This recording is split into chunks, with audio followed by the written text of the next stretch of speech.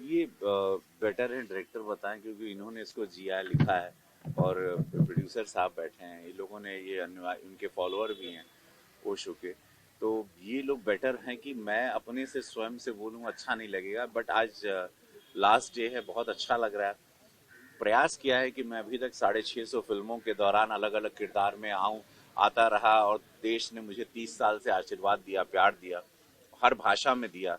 जहाँ भी मैं गया, जो भी भाषा में काम किया मैंने, जिस प्रांत में, तो एक ये भी था कि जब ये लोग आए तो हमने कहा कि आप हमको क्यों लेना चाहते हैं। तो उन्होंने कहा आपकी आंखें मिलती हैं उनसे। और फिर इनका डायरेक्टर साहब का इनका कुछ थॉट होगा, इन्होंने हमको कन्विंस किया, फिर उन्होंने कहा कुछ कुछ पहलू ये सब नहीं होंगे।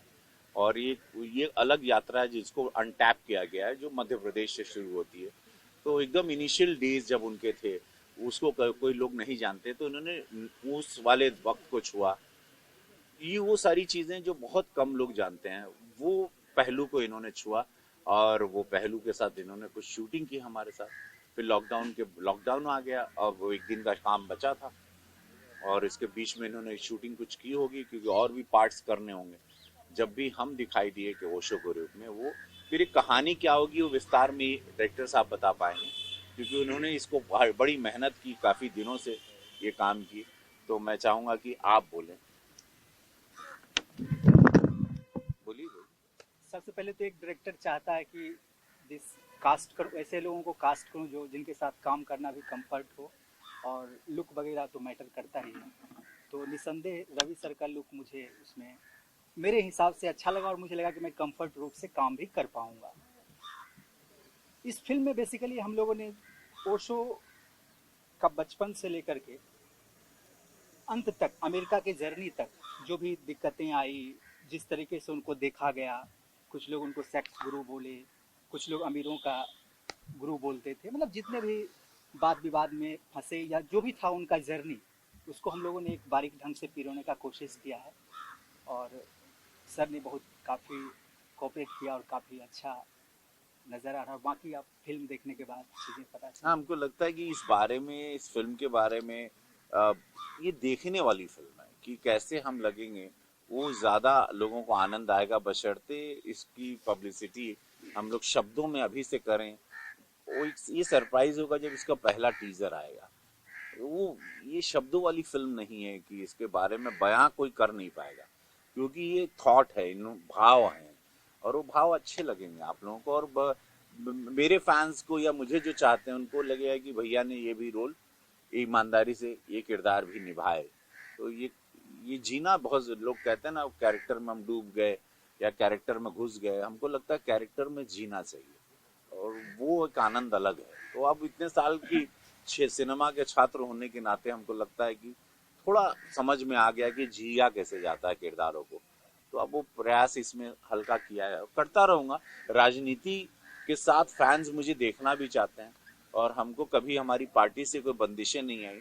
पार्टी के कार्य के वक्त पार्टी के साथ रहते हैं, लेकिन जब हमको लगता है देश को आनंद देना है, या देश मुझे जिस लिए जाना जाता है, या मुझे इतने सारे लाख वोट मिले हैं, 7.5 लाख वोट मिले हैं, तो उसमें सिनेमा बहुत बड़ा, मेरी पहचान यही है।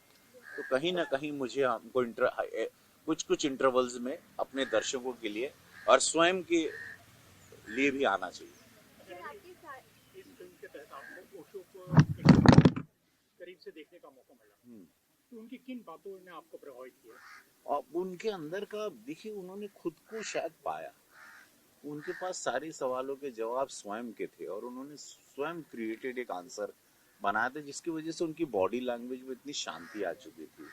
सब कुछ पाके भी वो एकदम शांत थे, और मुझे लगता है उनका शरीर 5 ग्राम का होगा, भले वो व्यक्तित्व तो दिखता था, क्योंकि इतने वो सब कुछ उनके पास इतने जवाब थे। तो जीवन, मोक्ष, मृत्यु, हर चीज का उन्होंने एक अपना, एक अलग आंसर बनाया था, और उस हिसाब से वो पूरे लाइफ को बड़े ही उत्सव के साथ जीते थे। तो उनकी लाइफ को उन्होंने एक सेलिब्रेशन रखा था, लेकिन बहुत ही काम, जैसे पानी के अंदर एक शांति होती है, जैसे समंदर के नीचे एक शांति होती है, वो व्यक्तित्व मैं किरदार करते हुए जो मैंने महसूस किया, तो मुझे ऐसा लगा कि ये वो वाली उनके अंदर 24/7 एक शांति थी कि जो समंदर के नीचे एकदम शांत होता है, still it's beautiful that way. Sir सभी कास्ट पे आपसे जानना चाहेंगे कि आप लोग का एक्सपीरियंस रवि सर के साथ काम करके कैसा रहा? निसंदेह बहुत अच्छा रहा, काफ़ी मज़ा आया। और मैंने पहले भी बताया कि सर ने काफ़ी कोऑपरेट किया। और आप लोगों को आनंद आएगा क्योंकि मैं ऐसा दिख रहा हूँ, और जब मैं पर्दे पे या टीजर में आऊंगा तो वो सरप्राइज मैं आप लोगों के लिए रखना चाहता हूँ। उसको अभी दिखा देता मड आइलैंड की इस गर्मी में तो आप लोगों को आनंद नहीं आता। तो आप लोग उसको डायरेक्टली, अब उसको, क्योंकि वो बड़ा लंबा प्रोसेस है उस गेटअप में जाना, वो 3-4 घंटे हमको लगते हैं तैयार होने में, और फिर कुछ देर हमको शांति में बैठना पड़ता।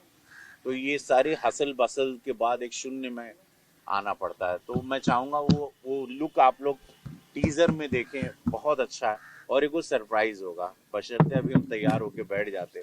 और वो दाढ़ी भी अभी कुछ वॉश हो रही है, उनकी दाढ़ी वो ठीक से नहीं हुई है सेट, तो वो देखिएगा आप लोग। आप सबसे जानना चाहेंगे कुछ बातें मैं बताना चाहता हूँ। मैं प्रोड्यूसर हैं आप, प्रोड्यूसर हूँ और फॉलोअर मेरा भी। ये फिल्म इसलिए मैं बनाना चाहता था कि ओशो ऐसी हस्ती है जिसे इंडिया ने अभी तक काफ़ी मिस किया, इंडिया ने क्या वर्ल्ड ने।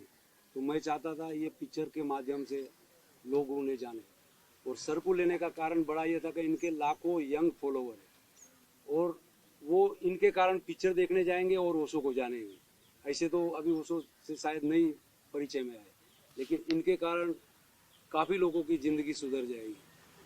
और ओशो ऐसे व्यक्ति है जिन्होंने धर्म पे, राजकारण पे और दुनिया भर के जो नए बहुत से सदगुरु हो गए, आप बोलो बोलो बोलो। उनके अंदर काफ़ी मिक्स हो गया था, तो वो भी उन्होंने साफ किया। तो जो आपके मीडिया के माध्यम से मैं लोगों को कहना चाहता हूँ कि आप ओशो को सर्च करें, यूट्यूब पे जाए, आपकी ज़िंदगी संवर जाएगी। ये नहीं तो आपको ऐसा लगेगा कि कुछ मिस कर गए। बहुत ही ऐसा आज तक दुनिया में व्यक्ति हुआ नहीं है। बुद्ध, महावीर, कृष्णा, ये सारे लोग, मोहम्मद, जीसस, जो भी बोलो, ये सारे लोग जो हो गए, उन्होंने वाकई वो पब्लिक को क्या कहना चाहते थे, लोगों को क्या कहना चाहते थे, वो इन्होंने फिर से उनको नया जीवन दिया। आपसे लास्टली जानना चाहेंगे कि रवि सर को ओशो के किरदार में देख के आप लोगों का क्या रिएक्शन है? आप लोगों ने उनका लुक भी देखा होगा, क्या कुछ आप लोगों का रिएक्शन है? एक्चुअली क्या है, रवि सर का जो आंखें हैं और जो लुक है, और जो ओशो से जो एक कास्टिंग डायरेक्टर या डायरेक्टर जो देखता है कि एक्टर में वो होना चाहिए, वो लुक आना चाहिए, तो वो रवि सर में झलकता है। इसीलिए हम लोग को भी बहुत अच्छा है कि रवि सर ने को चुना गया है और उन्होंने ये एक्सेप्ट किया रोल को। इसके लिए बहुत थैंकफुल हूँ आप सभी का। थैंक यू सबको, थैंक यू। प्रणाम माँ जी, सभी को प्रणाम। आपके मीडिया द्वारा ओशो सब तक पहुंचे, यही हमारी काम है। तो थोड़ा आप बताना चाहेंगे कि आप सुना नहीं था, क्योंकि आपको तो पता है कि यंग एज में लड़के इतना जल्दी इन सारी चीज़ों में जाते नहीं हैं, क्योंकि वो एज ही ऐसी होती है कि आप सिर्फ दुनियादारी में ही व्यस्त रहते हैं। तो जब ये मुझे ऑफ़र हुई तो मैंने उनको सुनना शुरू किया, उनको जानना शुरू किया, और उससे मुझे बस जो चीज़ें मिली है, आप ये समझिए कि मैं दुनिया को जो देखने का नज़रिया होता है वो मेरा पूरी तरह से चेंज हो गया। आपको जब पता चला कि आपका रोल आगे बढ़ाने वाले हैं रवि सर, तो व्हाट वाज योर रिएक्शन? और आपकी उनसे कुछ बातचीत हुई, क्या कुछ आपने उनसे सीखा? Because I guess everyone learn something. उनसे मुलाकात शूट के दौरान तो मेरी नहीं हुई, क्योंकि जितने भी एक्टर, जैसे कि चाइल्ड आर्टिस्ट हैं जिन्होंने पहले शुरू किया था इस फिल्म में, उसके बाद फिर मेरी एंट्री होती है, तो सबका अलग अलग पार्ट था, सब ने अपनी अपनी जर्नी जी है। जैसे मैं 16 से लेकर 35 तक मैंने जो किया है, तो उनके बचपन से लेके जो जवानी है उनको मैंने जाना है। उसके बाद रवि सर ने किया है, तो साथ में तो ऐसा इंटरेक्शन तो नहीं हुआ है, लेकिन ये है कि हाँ, सारे लोग बहुत खुश हैं और सबकी सहमति से ही उनको कास्ट किया गया। जैसे कि उन्होंने बताया कि हमारे डायरेक्टर सर को उनकी आइज़ पसंद आई और उनकी फ़ैन फॉलोइंग पसंद आई, तो ये सारी चीज़ें रही हैं। लास्टली क्या कुछ कहना चाहेंगे व्यूअर्स को, कब आने वाली है ये फिल्म? हाँ, ये तो हमारे मेकर्स ही बता पाएंगे, मैं तो एक्टर हूँ और उनके किरदार को जी रहा हूँ, अब जिया है।